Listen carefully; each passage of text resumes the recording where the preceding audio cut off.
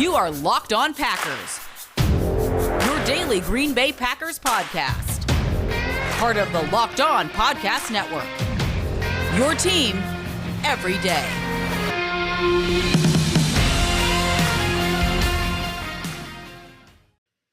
You are Locked On Packers, part of the Locked On Podcast Network, your team every day. I'm Peter Bukowski, and I cover the Packers for The Leap, a newsletter I would love for you to subscribe to. Follow me on Twitter, Peter_Bukowski. Follow the podcast on Twitter, Locked On Packers. Like us on Facebook. Subscribe to the podcast on iTunes, on Spotify, on Google Podcasts. Wherever you find podcasts, you will find Locked On Packers, the #1 Packers podcast on the internet, and the show for fans who know what happened. They want to know why and how. Remember, we have a new Locked On NFL Draft podcast. Eric Crocker and Ryan Tracy bring you the latest with the prospects. It is never too early to start prepping for the NFL Draft. Even if you're like the Packers and you feel like you can make a Super Bowl run, we always want to talk players. We always want to talk prospects. So check out the new Locked On NFL Draft relaunch on the Odyssey app or wherever you get podcasts. It is our crossover Thursday. So we have Brian Peacock and Eric Crocker from Locked On 49ers to help us break down the marquee matchup of the weekend, Sunday Night Football in prime time in Santa Clara. And it's going to be a great game. I don't want to waste any time because Brian and Croc and I, we are going to go long on this. I just know it. So let's get into this crossover for Thursday. This is your Locked On Packers, Locked On 49ers crossover for week 3. It is a marquee matchup. It is the primetime matchup. I, of course, am Peter Bukowski from Locked On Packers. Joining me from Locked On 49ers, Brian Peacock and Eric Crocker. And guys, we were talking a little bit before we jumped on here, and the big takeaway, at least for Brian and I, was I don't really know what to expect in this game. And I think that makes it even more intriguing. So Brian, let me now put this on Mike. Why is it for you that you're just like, yeah, I don't really know what to expect? Yeah, these are interesting teams, and we kind of have an idea coming into the season who they should be, but then there was some quarterback weirdness for various reasons on both sides. For the Packers, obviously, how different they looked from week 1 to week 2. And for the 49ers, with the opponents they faced and the way they won. And now the Packers come in with a very different team on both sides of the ball than the teams the 49ers have faced right now. So the game script should be a lot different. So I feel like these teams are very familiar with each other, but I don't have as good of a grasp and as good of a feel with this matchup as maybe some of the past matchups. And by the way, this is an annual event. What is the 4th straight year? Niners, Packers. In one of those years, they played twice. Yeah, and it hasn't gone well for the Packers in those matchups. Even one of the games that they won, they needed a last-second field goal to beat C.J. Beathard in a game where Kyle Shanahan schemed up some beauties against the Packers, and Aaron Rodgers needed a little bit of heroics there. Croc, defensively for San Francisco, we understand that that's where they've had to hang their hat the last few years. Robert Saleh now in New York with the Giants. So what has changed, if anything, this season, aside from some personnel? They lose Jason Verrett. He's out for the year. Yeah, I mean, defensively, they have a starting rookie cornerback out there, Diamador Lenore. And this is an intriguing matchup for him because, and Peacock could tell you, I've been worried about him vertically. Like underneath, he's been terrific. He's making plays on balls and things like that. But vertically, I thought he might be able to get had in that way. And then the Eagles tested him twice and were successful. One got overturned because the guy stepped out of bounds. But, to me, it's like the play still happened. And the guy was still able to stack you vertically. And then you watch the Packers, and they're just taking deep shots to Devontae Adams. And I feel like no matter who's at corner, those passes are being completed. But I think with him, that's been a big change. And then you look on the other side. You went into the season thinking you're going to have Verrett and Emmanuel Mosley. And so far, it's been a rookie and whoever they can put opposite him, which last week it was Josh Norman. And we'll see, will he be the guy? Will Emmanuel Mosley be a guy that returns? Because I thought Josh Norman played well, but I think those are the big changes and the differences in 49ers this year as opposed to any other year that they faced against the Packers. Yeah, and Brian, this offense, it seems to run because Kyle Shanahan is just that great. It seems to run no matter who is at quarterback. He was able to win games with, or at least be competitive offensively with CJ Beathard, with Nick Mullins, with Jimmy Garoppolo, who I think even 49ers fans will agree is a somewhat limited quarterback. It's why they went out to get Trey Lance. This is not Jimmy G slander. Ask the 49ers. They want someone else. So offensively, I think that at least week one, they looked really good. I thought Deebo Samuel looks like he's all the way back.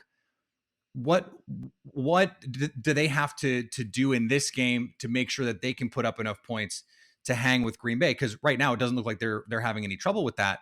They have weapons everywhere.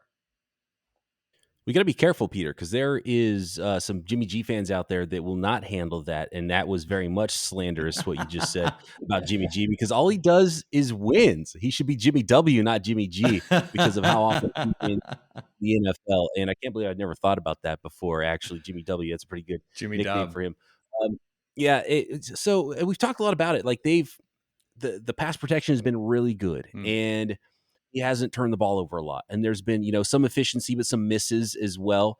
Not a lot of air yards, 32 in the league in air yards. But I think that sort of an offense isn't quite going to cut it against the Packers unless they can run them out of the building again, like they have in the past. But with all the injuries at running back, we'll see. It'll be interesting. And Kyle Shanahan's going to try.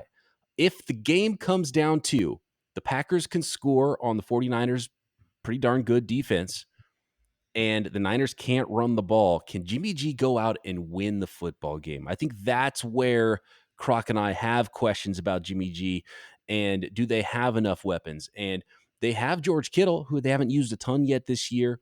They've really just featured Deebo Samuel, who Croc and I both love too. And Croc can talk about this because we both really liked him. If he can stay healthy, he's had so many nagging injuries in his career. When he's healthy, he's legitimate. And his usage last year wasn't indicative of what kind of a player he is. And he was on the same path coming into his second year last year as Brandon Ayuk was this year coming into this year. And for both receivers now, the sophomore slump is strong with 49ers receivers dating back to Dante Pettis and some other players. So we'll see if maybe this is the game where Kyle Shanahan says, all right, Jimmy, we've got to win it with you, and we're going to unleash the full repertoire of weapons. We're going to get Brandon Ayuk involved, short, medium, deep. We're going to force feed George Kittle so he can run after the catch and try to take advantage of the middle of the Packers defense. So it's going to be interesting if that's where the game script goes, and that's where I have questions how the 49ers can beat good teams, because they should be in almost every game if they can play defense and run the ball.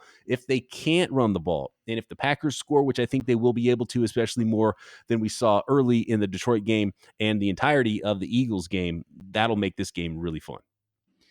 Yeah, and Croc, that brings up a couple key points that I'd love your insight on. So just first of all, where are we at the running back position? I saw the injury report yesterday, and all their running backs are on it. And then secondly, what is the deal with Brandon Ayuk? Because he looked like he was in the Shanahan doghouse, the infamous Shanahan doghouse in week one.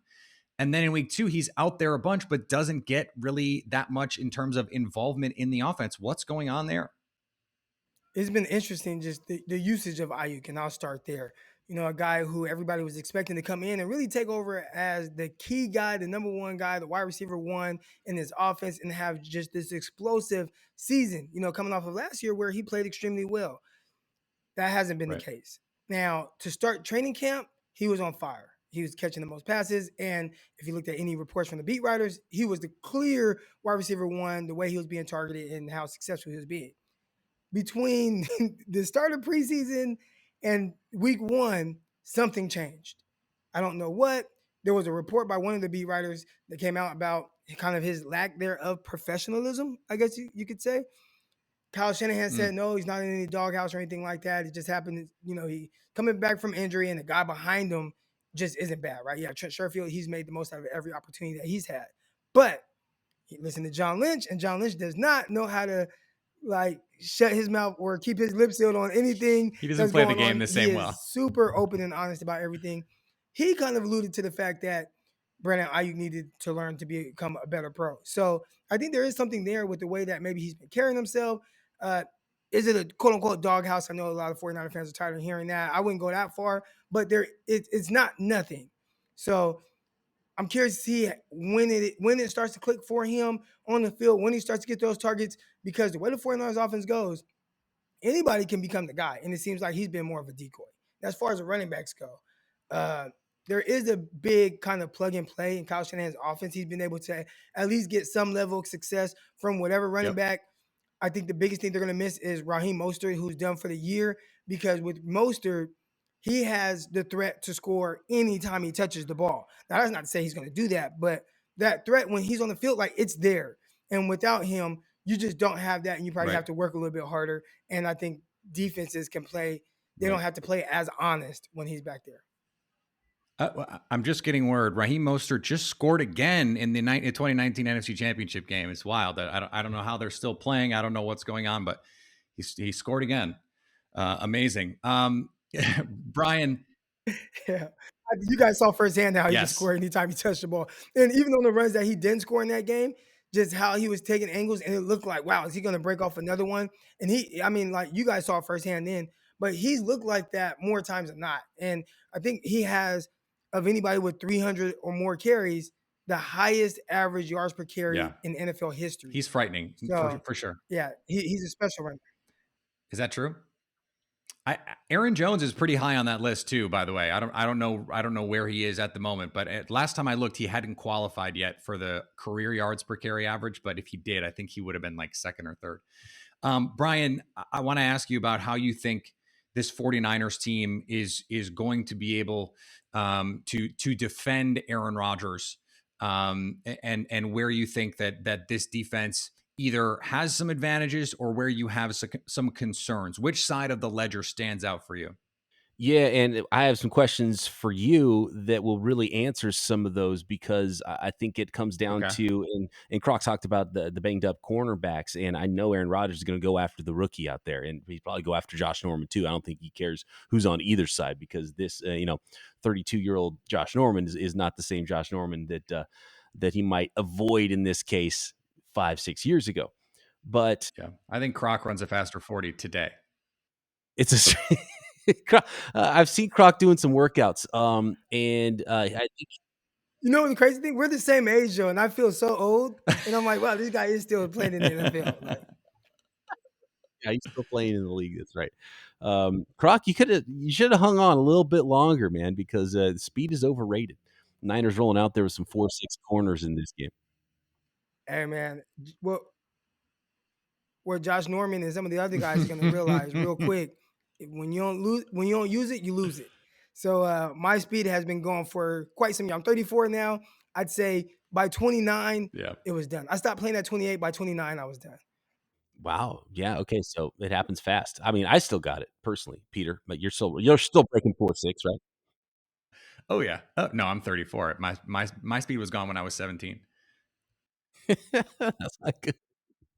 But so, I mean, it all comes down to the 49ers' strength, which is their defensive line. Can they get after Aaron Rodgers and pressure him into maybe making a bad throw here or there, or just make life difficult for him, which is what they've done every time they've played. And that's always been the MO for the 49ers, whether they're playing the Packers or anybody else. And I know Elgton Jenkins didn't practice Wednesday, and you got a lot of young players on that remade offensive line. That's where the 49ers have to win in this game. Like, that is where they're built to win, and that's where they have to win. Just quickly here, Croc, if we're going to flip this around and you're in the room with Kyle Shanahan and you're going, okay, this is where we can get after this Green Bay defense. Is it Kevin just King? a simple? Okay, that's easy. Yeah, go. I'm getting after him. I'm gonna put Kevin King in a bind. I'm gonna look, how can I attack him? How can I isolate him? How can I get him out there on the edge where he's gonna be in a vulnerable position? A lot of guys will probably remember that big play from George Kittle down the field. Who was in coverage? It was Kevin King, right? And I mean, Kyle is the master of understanding your rules and how to work against them. So I think if there is anybody on that defense, I'm staying away from Jair Alexander. But I'm going after Kevin King anywhere I can. And I'm going to see. I'm going to make him. If you make a play, great. But we're going to try it out. All right, we're gonna turn the tables and let these guys put me under the bright lights here, talking about the Green Bay Packers in just a second. But before we do, let's talk about our friends over at Rock Auto. With the ever increasing number of makes and models, it's now impossible to stock all the parts you need in a traditional chain storefront. So why deal with it? Why have to talk to someone behind the counter who probably is only half listening and let him charge you whatever he feels like? Because you probably don't know. I certainly don't know what the right price is. And you could go and make it so much easier on yourself if you just went to rockauto.com. They're a family business serving auto parts customers online for over 20 years. So why pay 30, 50, 100% more for the exact same parts at a chain store when you could just go to rockauto.com? Go to rockauto.com right now and see all the parts available for your car or truck, and write Locked On in their How Did You Hear About Us box so they know we sent you. All right, let's make it happen with Brian and Croc. I mean, I've got a lot to say. I always do. So what do you got for me? Well, let's leave off with some of the things we were just talking about and how they look from the Green Bay Packers side. So when Aaron Rodgers is under center Sunday night, who's going to be blocking his blind side? Who's going to be blocking his front side, his middle side, and his right side? A couple of rookies in there. That's a dicey proposition, right? Because you got Nick Bosa, you got D Ford, who miraculously somehow is healthy in this season. You've the 49ers first rounder from last year, the first rounder, and Javon Kinlaw was back in the lineup last week. So there are some horses on the 49ers front. How are the Packers going to block them? Well, the answer to that question is I don't know. But here's what I do know for sure. Josh Myers, the rookie center, he's going to be there. He's the guy. He is the highest rated rookie offensive lineman by Pro Football Focus. I think he's the number 4 center in the league through 2 weeks. He's just been rock solid from day one. They drafted him in the second round, and he is their guy. Rodgers loves him. He's huge. I think he's the biggest center Rodgers has ever had. And then they have Royce Newman in at right guard. He played tackle in college at Ole Miss, and he came in and won that job from Lucas Patrick, who was solid for the Packers last season. And then we don't know beyond that. And we don't know beyond that because, as you mentioned, Elton Jenkins didn't practice on Wednesday, and that throws into question where you're going to put the rest of these guys. If Elton Jenkins can go, then you're going to have Elton Jenkins at left tackle, Billy Turner at right tackle. Billy Turner has also been solid this season. And then there's questions at left guard because Lucas Patrick is coming out of concussion protocol. John Runyon Jr. played for him last week, and actually I thought played much better. Lucas Patrick has had a bit of a nightmare preseason and camp. He got beat out by Royce Newman. They put him on the left side because they weren't thrilled with how JRJ had been making progress. And then, of course, he goes out and has arguably his best game as a pro. Maybe he's just a gamer. We'll see. If Elton Jenkins can't go, then what? And I think the answer is Billy Turner is going to play left tackle. Dennis Kelly, who they signed from the Titans, is going to play right tackle. And you're going to see a lot of 12 personnel. You're going to see a lot of 21 personnel, a lot of opportunities for the Packers to get into 6-man protection so that they can chip. They can use Mercedes Lewis.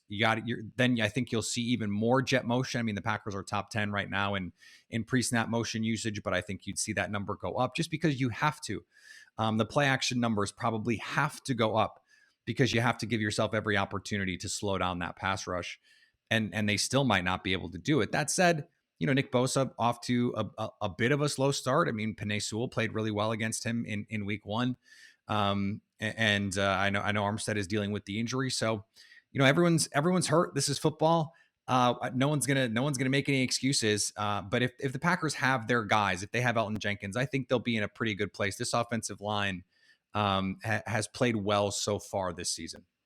I have a question real quick, Okay. and you touched on this guy a little bit, but Aaron Rodgers, I can't just gloss over this situation. I'm watching TV and he's on there, and just his whole his whole attitude. Does he want to be there? Because he's giving off this vibe like this year is kind of whatever. And even with him talking to the media, I'm like, is he directing this towards the media?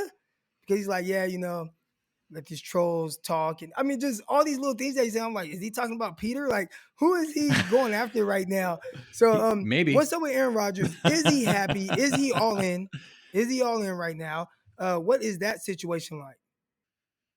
I hate that my answer to your first two questions is I don't know, but I don't know. And I know what he's projecting publicly, right? I know that he's saying, look, this is all BS, and I'm fine. I'm here. I'm locked in. I'm all in.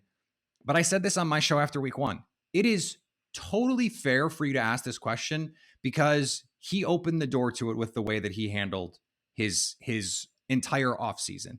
And by the way, he won't stop talking about it. He has done every interview, every show, every interview request he has apparently said yes to. He keeps talking about it. And then, this is the same guy who said in silence there is wisdom, or there's wisdom in silence, whatever the line is, and yet he won't stop talking. And so it's just like at some point we have to put this behind us for everyone to be able to say, okay, this is behind us. Otherwise, this is a wound that even if it's scabbed over, we're going to keep picking at the scab all season. If the Packers go out and lay an egg on Sunday night, we're going to have these questions all over again. I mean, this is going to be the roller coaster that we ride all season. And, I can't tell you for sure that Rodgers is thrilled to be there. This is a guy who, multiple prominent hooked in reporters said he does not ever want to play for the Packers again. And then here he is. So when you get to that point, how all in can you really be? I don't even know the answer to that question. And maybe he is better at compartmentalizing things than I am. Well, so we know about that situation, and we also know about his rapport with Devontae Adams. But who's the number two guy? Because it seems like for the last couple of years, they've been trying to find that guy who's going to step up and be that consistent guy opposite Devontae Adams or on the field with the same times with Devontae Adams. Is it Lazard? Is it Valdez Scantling? Like, what is that situation looking like right now? And who should the 49ers kind of worry about? Or is it the tight end? Because it seems like he's been pretty productive as well. So if you go back to last year's matchup, and I think this is a template that you'll see a lot of moving forward. In that Thursday night game where the 49ers, I think both of you started in that game, they were so banged up. I mean, they like didn't have anyone for that game. It was Aaron Jones' first game back in a couple games, and he just was everything for them. It was jet sweeps. It was running the ball. It was splitting him out and letting him work in space. And we saw that against Detroit. Aaron Jones was the offense. It was Rodgers, Jones, and Adams. That was their offense. And then he throws the seed on the seam ball to Big Bob Tunyon, and you get that whole thing too. But the offense was run basically through Aaron Jones. And I think that especially as these teams insist on playing these two high coverages, it's going to be the Aaron Jones show. They're going to be looking to check the ball down and be judicious about how they take these shots. Because if everyone's going to play too high, and I expect the 49ers are going to play a bunch of too high, and I'm sure they'll play some where they disguise it and spin down, and all of a sudden it's single high, and they know that they're not going to trick Aaron Rodgers. The 49ers have had success just sort of bullying the Packers, whether it's with their front, whether it's their physicality on the outside. In terms of their receivers, I mean, we haven't seen MVS produce. We haven't seen Alan Lazard produce. We haven't really seen either of them do much of anything. Valdez Scantling was open a couple times against Detroit. Rodgers missed him on some go balls. And then there was the back shoulder throw that he wasn't able to get back to. I didn't think he worked hard enough to get back to. He at least gets a DPI call there if he does. So they're still trying to find some rhythm with these other receivers. I think it could be Randall Cobb, honestly. And he's still trying to find his role in this offense. But I think they found something last week. Rodgers was looking to him on third down. They convert the 3rd and 14 to Cobb. They converted a 3rd and 8 or 9 to Cobb. I think especially on third down, when teams are going to load up to stop Devontae Adams, he's going to be the guy working in the middle of the field, whether it's on the side where they're sending help to Devontae and you might vacate a safety a little bit. I think that could be where you see Randall Cobb start to get a little bit more involved. And maybe even more of the backfield stuff. I mean, they played a lot more 21 personnel last week with A.J. Dillon and Aaron Jones on the field at the same time. A Fred Warner, A.J. Dillon collision in the hole would be fun, and I hope we see it. Absolutely. That would be a lot of fun. Peter, I have more questions for you here, and we got to make some predictions for this game. But first, I want to tell everybody about betonline.ag because the football season is back better than ever. All eyes back on professional football, college football, and as always, BetOnline is your number one spot for all the pro and college football action this season. A new updated site and interface, even more odds, props, contests at betonline.ag. They continue to be the number one source for everything football, including those lines on Packers 49ers, which I believe is Niners favored by 3.5 at home, which is a tough one for me to pick, but we're going to have to make those picks here in just a minute. And you can too at betonline.ag. I bet those odds for Aaron Rodgers MVP are pretty darn good right now. That might be something you want to sink your money into. So go head into betonline.ag, the website, mobile device. You can sign up today, receive your 100% welcome bonus by using promo code Locked On. BetOnline is the fastest and easiest way to bet on all your favorite sports. BetOnline, your online sportsbook experts. And if you want to save some money and maybe spin that money into more money, use Get Upside, the Get Upside app, which is fantastic, something I didn't know about. And then when I learned about it, I was blown away. And it is 100% legit, an incredible app. Everyone who buys things like gas need to know about. Listeners can make up to 25 cents for every gallon of gas every time they fill up. Just download the free Get Upside app in the App Store, Google Play, wherever you get your apps. Find it there, use promo code TOUCHDOWN, and get a bonus 25 cents per gallon on your first fill up. So if you're good at math, as I am, 25 plus 25, that means 50 cents cash back on your very first tank. So don't go pay full price at the pump anymore. Go use the Get Upside app. Use promo code TOUCHDOWN to get 50 cents per gallon cash back on your very first tank. That is code TOUCHDOWN with the Get Upside app. All right, we're back here. Peter Bukowski. I took over hosting duties there. It was I wanted to take over Locked On Packers for just a minute here, and I know the folks out there watching on YouTube I have a fun time seeing Peter's mug now. We've got some beards working here. For those of you listening to Locked On 49ers and aren't watching on YouTube, I wish you could see how well groomed these three gentlemen are doing this podcast today. At BD Peacock on Twitter, at Eric_Crocker. Peter, I got a question for you. If the 49ers, as we pontificated earlier, try to bully the Green Bay Packers and run the heck out of the football, what is the plan? I asked you what the plan was to protect your quarterback. What is the plan to stop the run? Because I feel like just on paper, there's no Zadarius Smith. You know, the pass rush could be, work in progress, I think, for a little while for these Green Bay Packers. But when I see names like Chris Barnes and Devondre Campbell, I'm thinking, okay, this is a recipe for the 49ers to run the ball and throw the heck out of the ball to George Kittle. But I have a feeling the Packers know the teams are going to try to do that, so there's got to be a plan to thwart that attempt, right? Well, theoretically, right? I mean, such that there has been a plan. No, the defense has been a little inconsistent, but I thought in the second half they unlocked some things, and part of it was they just started playing better. They just started playing faster. Remember, this is a team that is making a pretty significant alteration in the way that, especially, they play coverage. A lot of the fronts are similar. There's going to be some similarities. I mean, there's always going to be some crossover in the designer blitz game and some of that stuff. I mean, I think Kevin King came off the slot for the first time ever on a slot blitz last week. I don't think I'd ever seen that because he doesn't play the slot, but that is an adjustment that they've made to get Eric Stokes out on the field. This team is playing bigger than the Mike Patton teams did, right? So Mike Patton, no one played more dime than Mike Patton. And this team is not doing that. They're playing more base. They're playing more traditional nickel. And that means Chris Barnes and Devondre Campbell on the field at the same time. Now, are those guys great? No. But they're also not liabilities. And I thought Devondre Campbell didn't play particularly well in week one. I thought he had a rough start against the Lions. But just like everyone else, he started to make some plays, started to settle in, and everyone started to play better. It started last week with the change in the secondary, and then they tweaked Kenny Clark's alignment. He was playing a lot more three technique, something they were trying to do to get him more opportunities to rush the passer, more opportunities to beat the crap out of guards. And the other guys that were in there, the Tyler Lancasters of the world, just weren't doing enough. And so they put him back over Frank Ragnow, who is an MFer. I mean, that guy is a good player, and Kenny Clark worked him a couple of times. And so I think that's where it's going to start. Those guys have to win a little bit more consistently up front. I mean, Trent Williams, that guy's on another plane right now. I mean, I've been watching some of the stuff that he's been doing. The guy is unbelievable. And the Packers edge rushers and outside linebackers, they're gonna have to bring the big boy pants in this game, because Trent he's unbelievable.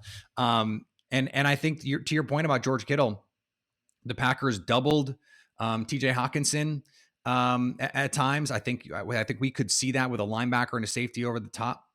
But how can they stop Shanahan's running game? If Shanahan is in his bag and deep in his bag, I don't think they can. It's going to be a matter of the offense being their best defense. If Green Bay can score, then now you're forcing the 49ers to throw it a little bit more. And I think that's where especially in the drop back game, that's where you start to have an advantage. We brought up Kevin King earlier, and you brought him up there again, actually. The rookie first-round pick, maybe a little bit of a surprise first-round pick to some, Eric Stokes out of Georgia. Started slow, I think, on Monday Night Football. It's a short week. I don't know if this is the week you plug somebody in, but is Eric Stokes taking Kevin King's job at some point, and as early as this week? No, it happened. And they didn't announce it, but it happened. Whenever they're in nickel, Stokes is your boundary corner. They moved Kevin King inside. They found an excuse for Eric Stokes to be out there. And it was, well, we're going to play Kevin King in the slot. And it's like, okay, is that the best place for him? Well, if they're in quarters, maybe. Because as an underneath zone defender, then you're losing some of the things that make him a liability in coverage. His deep speed, his ball tracking is awful. And he had a play, the play that he got beat on against Quintez Cephas. I posted the clip with the caption. It was just, ew. Because he almost falls over trying to flip his hips inside and then grabs Cephas turning around. And then when the ball is in the air, he almost falls over just running to find the ball. I mean, it was like it should have the Keystone Cops music under it. I mean, it's so bad. And then later in the game, Eric Stokes on a somewhat similar play. I mean, he wasn't defending a second reaction play, but it was a double move go ball. And he's just in phase the whole way. And you're just like, okay, the movement skills are so different. And the physical abilities, I know Kevin King ran 4.4 at 6'3", 200 pounds, which is crazy. But this is something that Croc talks about all the time. If you can't move, if you can't change directions, I don't care how big and tall you are. Like, it just doesn't matter. If you're big and fast, that's great. But you have to be able to change directions to play corner. And Kevin King just can't. So I don't even know. Like, I've suggested, okay, maybe they should just, like, against a team like the 49ers, just say, okay, you have George Kittle. But then someone like George Kittle is such a weapon in the run game that that's death because you're going to play small eventually. They're going to put you in 12 personnel, and now you're a nickel. So you're really in a tough position with Kevin King. He just shouldn't be out there. That's where we are. So what are they doing as far as with Jair Alexander? You know, are you guys like strictly sticking to like a side? This guy plays left side, this guy plays right side, or is there like a boundary thing, or are they asking Jair Alexander to do more, maybe shadow guys or follow guys around? Because right now the 49ers most productive receiver in the NFL is Deebo Samuel, who has 282 receiving yards through 2 games. Are they going to ask Jair Alexander to have to man up on Deebo to maybe kind of slow him down or limit his touches? Well, so that's a good question. And we haven't been in a position to even judge that, because through 2 games, the Packers have not faced a team that has a go-to receiver.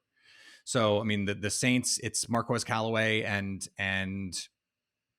someone, you know what I mean? Like Deontay Harris got them a couple of times, but they don't have guys where you need to worry about. And then last week, it's the same sort of thing. Like, the Lions don't have that guy. For them, that guy is TJ Hawkinson. So they handled that with a double. So this could be a week where you say, okay, if Deebo goes in the slot, then Jair is going to play in the slot. Or if Deebo, right now it's left corner, right corner. That's how they're playing it. They're not flipping sides. They're not shadowing. And I don't know if this is the week even to do it because of what Sherfield is doing, because of what Ayuk is capable of doing. I think you probably just leave Jair where he is, and then maybe we see him more in the slot. They've been mixing that up a little bit. I'm interested to see who's going to play more. If Chandon Sullivan is going to play that slot role a little bit more this week. Darnell Savage could be in that role a little bit more this week. They're getting Vernon Scott, one of their backup safeties, back practicing. So I'm interested to see how they play it this week, especially with Kittle and Debo and Ayuk and all those guys. You and I, the three of us could talk forever on all of this because we just like to talk ball. But let's get to some predictions here. The line is 3.5. It has been pretty steadily 3.5. Interestingly, before the Monday night game, it was 3.5, and it is still 3.5. So Vegas clearly thought the game played out the way that they thought it would. Brian, I'll start with you. How do you see this playing out? I hate that half. I really hate that half. I think that they're basically saying that the Niners are half-point favorites in a neutral site. I might give the 49ers a slight edge beyond that, but it's tough for me. I think I might take Green Bay in the points. I think I need to see more from both of these teams, though. I wish it was a Game 4 matchup. I feel like I would know a lot more about these teams. And I do have a feeling Kyle Shanahan's got something up his sleeve. Might see a little more Trey Lance, and we might get to see him actually chuck it a little bit, see that arm strength. And I think that might be one of the wrinkles that he hasn't shown and didn't want to tip last week against the Eagles that he might start having to bring out against the big boys here. I do think the 49ers will win this game straight up. I don't like the 3.5 points, though. So if I'm betting against the spread, I'll go Packers straight up. I'm going to go 49ers. Croc, what say you? Ooh, and again, I don't want to come off as a homer, but if I pick against the 49ers, the fan base that come attack me, they've called me a Rams fan. They've called me a Seahawks fan because of some of my takes just on their players. So I'm going to, by default, I have to go with the 49ers. I'm hoping that it doesn't come down to this quarterback out-dueling the other quarterback.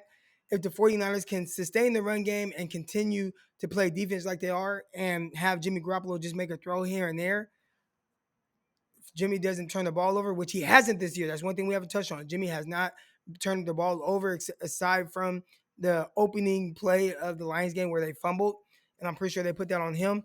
But 49ers have been pretty good. Jimmy Garoppolo has definitely been efficient. I'm going to lean 49ers here, and I'll even give a point prediction. I'll say 31-28. So they don't cover this point spread. So that's where I am with this too. I think that is, I think if this game is in week 10, I think Brian's right. I think I have a much better feel for it. And by the way, I think it means a lot more. I don't think the game now is going to mean, like, if this is a game that we get a repeat of in the playoffs, I'm going to be the one saying, regardless, the Packers could win 35-13, and I'd be in the playoffs going, that game means nothing. These two teams are totally different now because of X, Y, Z reasons. So I think the Packers can score. I think that the 49ers are going to be able to score, and I think it's going to be a very entertaining game. But I have so much more faith in the 49ers defense, even with some of the deficiencies, to be at their peak. I think if the Packers play their best game and the 49ers play their best game, I think Green Bay would win, but I don't have faith that will happen. That is the problem that I'm having right now. And so just because Croc said the number that I was thinking, I'm going to go 30-27. Packers cover the number, but lose the game. I don't like us all sitting on the fence like this. Niners by 10. Look, I think it's also, and this is something that we talked about. If the Packers won by 10, if the 49ers won by 10, I don't think any of us would be surprised by that, just because we've seen a lot of variance in what this team can do. I mean, the Lions put up a bunch of points in the second half against this 49ers defense. So let's see what Aaron Rodgers can do. But at the same time, we saw what happened in week 1 for the Packers. So it's one of those great things. I can't wait to talk about it. I wish we got to do another one of these next week so we could talk about what the heck happened. But we'll be talking. I'm not sure, but I'm confident that we'll be doing this again come January. Thanks, guys.